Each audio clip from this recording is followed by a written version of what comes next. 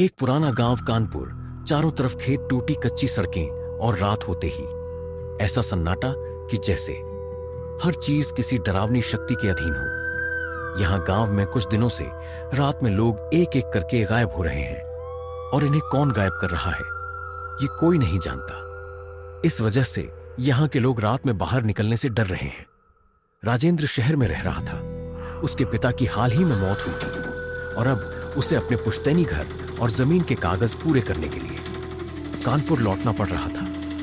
शाम का समय था, आकाश में हल्की धुंध थी और सर के लगभग अंधेरी। राजेंद्र ऑटो में बैठा गांव की ओर बढ़ रहा था। राजेंद्र चुपचाप ऑटो चला रहा था। राजेंद्र जैसे जैसे आगे बढ़ रहा था, अब उसे थोड़ा डर लगने लगा था, क्योंकि पूरे रास्ते में कोई भी दुकान न थी और ना ही कोई मकान था। रास्ता लंबा और धुंध से भरा था।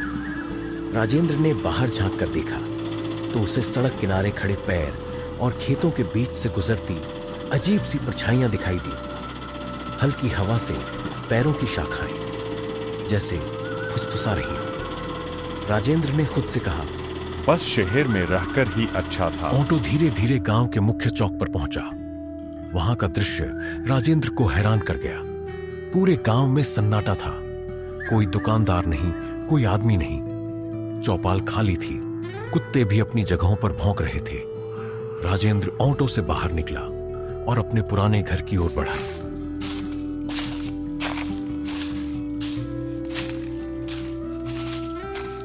पुराने रास्ते, टूटी सीढ़ियां और जंजर दीवारें उसे बचपन की याद दिला रही थी। घर का दरवाजा अजीब तरह से बंद था। वहीं उसे अपनी बचपन की दोस्त मंजरी दिखाई दी। मंजरी अब अकेली रह रही थी। उसका चेहरा थका हुआ और डरावना लग रहा था। मंजरी ने धीरे से कहा, और राजेंद्र, इतने साल बाद कैसे हो? क्या हालचाल है? और यहाँ आना कैसे हुआ?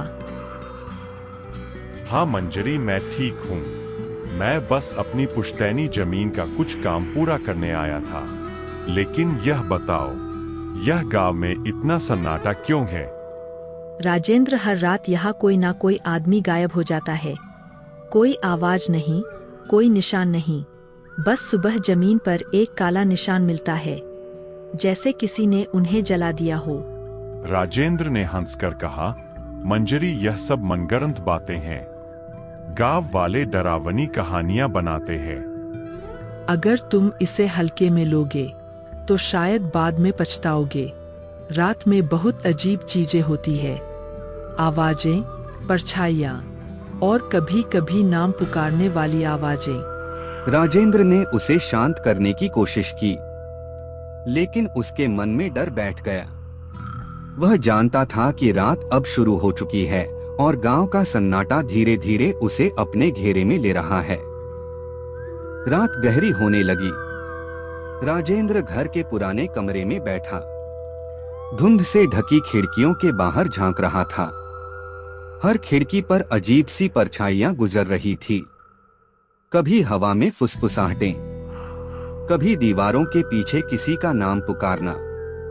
राजेंद्र ने सोचा यह सब अजीब है, लेकिन उसके पास समय कम था। वो डरते डरते सोया। अगले दिन जमीन और घर के कागज कंप्लीट करने थे। वो धीरे धीरे गांव की गलियों में घूमना शुरू करता है।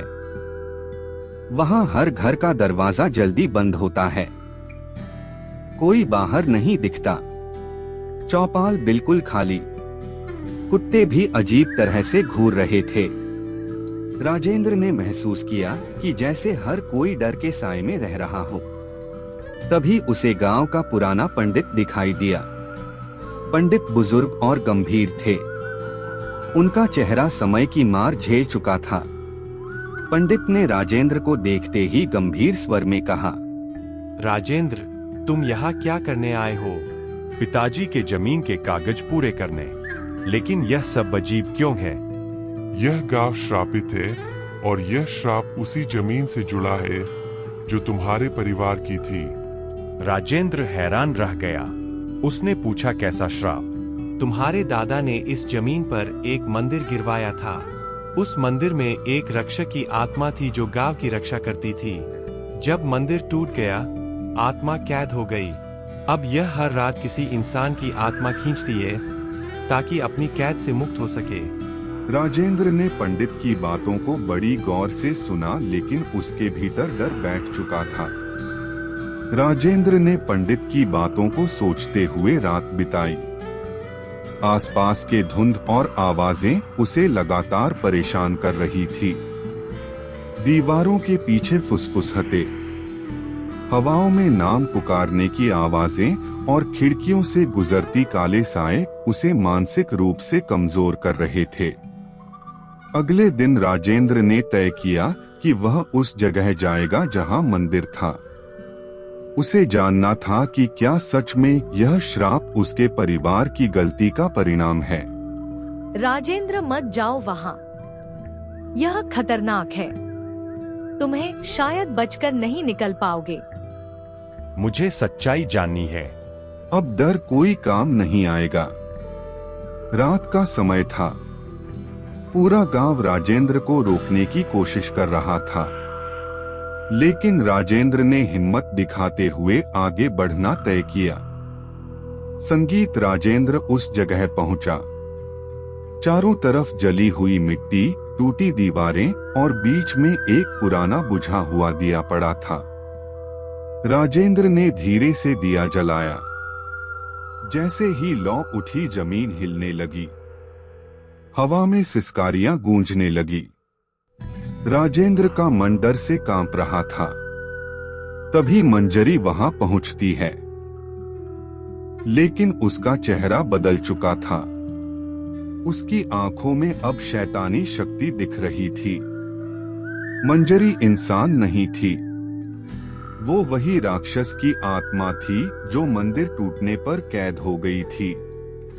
सालों से मंजरी गांव के लोगों को मार रही थी ताकि उन्हें अपने अंदर खींचकर श्राप से मुक्त हो सके।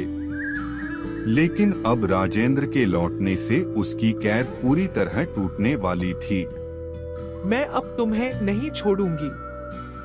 तुम्हें निगलने के बाद इस श्राप से मुक्त हो जाऊंगी। नहीं, मुझे छोड़ दो। लेकिन आसपास धुआं फैल जाता है। धीरे धीरे राजेंद्र गायब हो जाता है। गांव में अब केवल सन्नाटा और हवा में हल्की सिसकारियां रह जाती हैं। सुबह गांव में अफवाह फैलती है। राजेंद्र भी उस राक्षस के चंगुल में फंस गया। गांव के लोग अब और अधिक डर के साए में जीने लगते हैं। कानपुर की धुंध अब और घनी हो जाती है। सड़कें, पैर, खेत और पुराना घर, सब कुछ जैसे राजेंद्र की कमी को महसूस कर रहा हो। मंजरी अब पूरी तरह शक्ति में गांव में घूमती है। हर रात वह नए शिकार ढूंढती है और कोई नहीं जानता कि अगली रात किसका साया दीवारों पर रह जाएगा। वीडियो अच्छा लगा हो तो प्लीज एक लाइक और सब्सक्राइब जरूर कर देना।